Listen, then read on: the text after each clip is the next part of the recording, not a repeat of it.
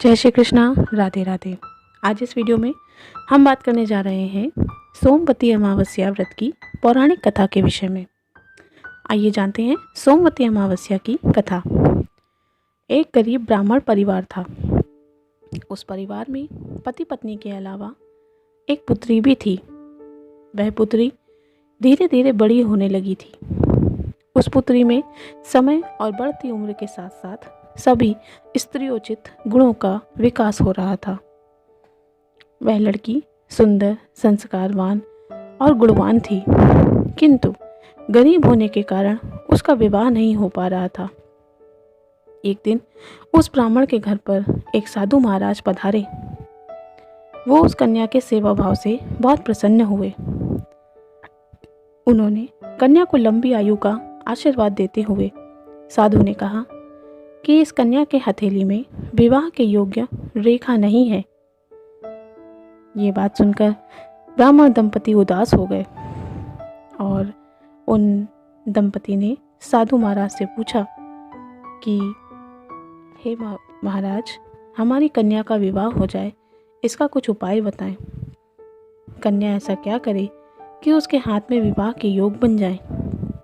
साधु महाराज ने कुछ देर विचार करने के बाद अपनी अंतर्दृष्टि से ध्यान करके बताया कि कुछ दूरी पर एक गांव में सोना नाम की धोबिन जाति की एक महिला अपने बेटे और बहू के साथ रहती है। वो बहुत ही आचार विचार और संस्कार संपन्न तथा पतिपरायण स्त्री है। यदि यह कन्या उसकी सेवा करे और वह महिला इसकी शादी में अपने मांग का सिंदूर लगा दे तो इसके बाद इस कन्या का विवाह तो हो जाएगा और साथ ही साथ इस कन्या का वैधव्य योग भी मिट जाएगा। साधु ने यह भी बताया कि वह महिला कहीं आती जाती नहीं है। यह बात suनकर ब्राह्मणी ने अपनी बेटी से धोबिन की सेवा करने की बात कही। अगले ही दिन कन्या प्रातःकाल ही उठकर सोना धोबिन के घर जाकर साफ सफाई और अन्य सारे काम करके अपने घर वापस आ जाती थी। अर्थात उसने उनके घर में जाकर किसी से नहीं बताया कि वो उनके यहाँ काम कर रही है और वह चुपचाप अपना सारा काम करके निकल आती थी।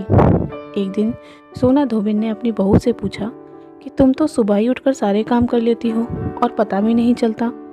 बहू ने कहा, माँ जी, मैंने सोचा कि आप सुबह उठकर सारे काम खुद ही खत्म कर लेती हैं, इसी कारण से मैं देर से उठती हूँ।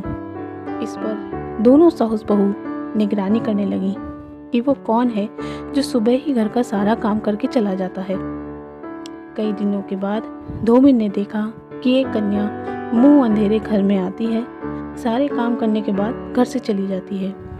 उस दिन जब वो जाने लगी तब सोना धोबिन ने उसके पैरों पर गिर पड़ी और पूछने लगी कि आप कौन हैं और इस तरह छुपकर मेरे घर की चाकरी क्यों करती हैं।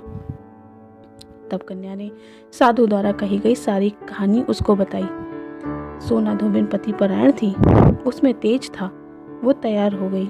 सोना धोबिन ने पति परायणता के व्रत को बड़े ही आस्था के साथ निभाया था, मगर इस समय सोना धोबिन के पति का स्वास्थ्य थोड़ा गड़बड़ था। उसने अपनी बहू से अपने लौटने के आने तक घर पर ही रहने को कहा था। सोना धोबिन ने जैसे ही अपने मांग का सिंदूर उस कन्या की मांग में लगाया, उसका पति मर गया। उसे इस बात का पता चल गया। वो घर से निराजल ही चली थी, यह सोचकर कि रास्ते में कहीं पीपल का पेड़ मिलेगा तो उसे भंवरी देकर और उसकी परिक्रमा करके ही जल ग्रहण करेगी। उस दिन अमावस्या थी और दिन था सोमवार का।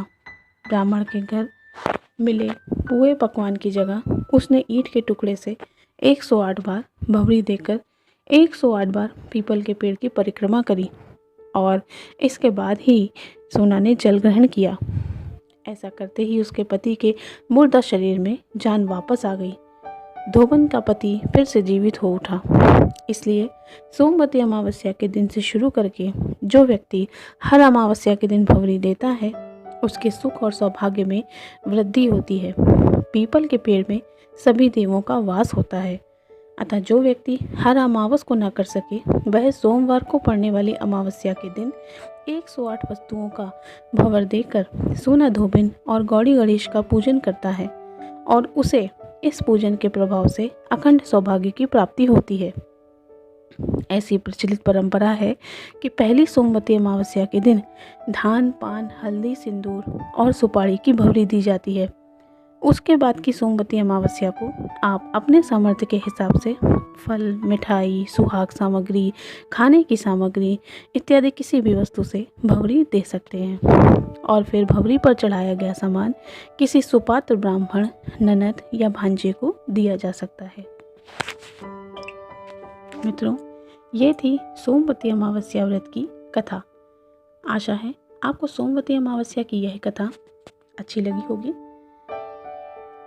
अप्रैल मास में पड़ रही सोमवती अमावस्या के विषय में जानकारी के लिए हमारे चैनल पर एक वीडियो पहले से ही उपलब्ध है। आप उस वीडियो का लिंक डिस्क्रिप्शन बॉक्स या आई बटन अथवा एंड स्क्रीन पर देख सकते हैं। उससे आप आने वाली चैत्र मास की अमावस्या का शुभ मुहूर्त, पूजा विधि, दान, पुण्य आदि उपायों के बारे में जान सकते हैं। जय श्री कृष्णा।